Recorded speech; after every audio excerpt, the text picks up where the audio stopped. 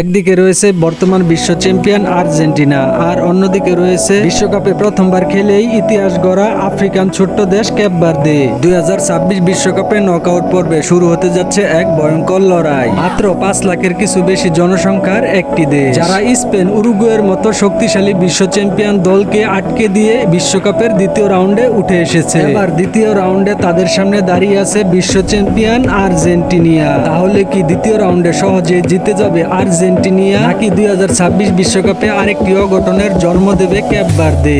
আজকের এই ভিডিওতে আমরা জানতে চলেছি এই দুই দলের শক্তি, দুর্বলতা ও গুরুত্বপূর্ণ পরিসংখ্যান, সম্ভাব্য একাদশ এবং এই দুই দলের মধ্যে মুখোমুখি কে এগিয়ে থাকবে। সকল কিছু জানতে ভিডিওটি শেষ পর্যন্ত দেখতে থাকুন। এবার চলুন ভিডিওটি শুরু করা যাক। 2026 বিশ্বকাপে দ্বিতীয় রাউন্ডে মুখোমুখি হতে চলেছে বর্তমান বিশ্ব চ্যাম্পিয়ন আর্জেন্টিনা এবং প্রথমবারের মতো বিশ্বকাপ খেলতে আসা ক্যাপ ভার্দে। গ্রুপ পর্বে আর্জেন্টিনা দারুণ ছন্দে ছিল। প্রথম ম্যাচে আলজেরিয়াকে 3-0 গোলে হারায়। এরপর দ্বিতীয় ম্যাচে অস্ট্রিয়াকে 2-0 গোলে পরাজিত করে টানা 2 ম্যাচেই জয় তুলে নেয় আলবিসেলেস্তারা। শুধু তাই নয়, গ্রুপ পর্বের শেষ ম্যাচে জর্ডানের সাথে 3-1 ব্যবধানে জয়লাভ করে পূর্ণাঙ্গ 9 পয়েন্ট নিয়ে দ্বিতীয় রাউন্ডে উঠে এসেছে আর্জেন্টিনা। গ্রুপ পর্বের 3 ম্যাচে আর্জেন্টিনা মোট গোল করেছেন 8টি, তার মধ্যে মেসি একাই 6 গোল করে সবার উপরেই অবস্থান করছে। অর্থাৎ আক্রমণ ও রক্ষণ দুই বিভাগেই ছিল আর্জেন্টিনা দুর্দান্ত।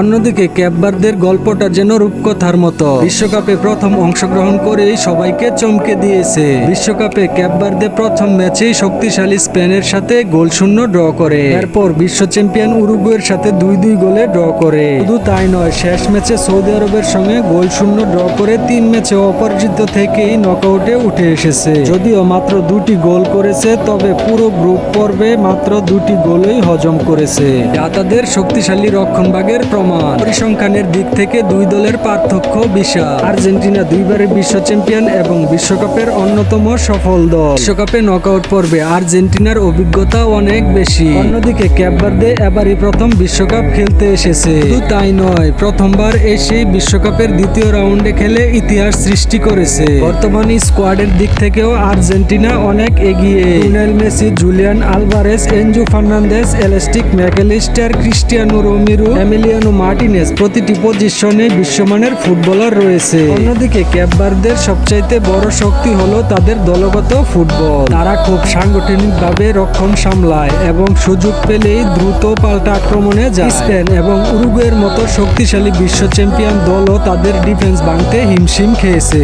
তাই আর্জেন্টিনাকে এই ম্যাচে ধৈর্য ধরেই খেলতে হবে। আর্জেন্টিনা এবং ক্যাপ ভার্দে এই দুই দলের মধ্যে এর আগে কখনো আন্তর্জাতিক ম্যাচ অনুষ্ঠিত হয়নি। তাই এটি হবে ইতিহাসের প্রথম আর্জেন্টিনা বনাম ক্যাপ ভার্দে লড়াই। এই ম্যাচে বল দখলের লড়াইয়ে আর্জেন্টিনা এগিয়ে থাকবে বলে ধারণা করা হচ্ছে। আর্জেন্টিনা শুরু থেকেই আক্রমণাত্মক ফুটবল খেলতেই চাইবে। অন্যদিকে ক্যাপ ভার্দে নিজেদের রক্ষণ শক্ত রেখে কাউন্টার অ্যাটাকের সুযোগ খুঁজবে।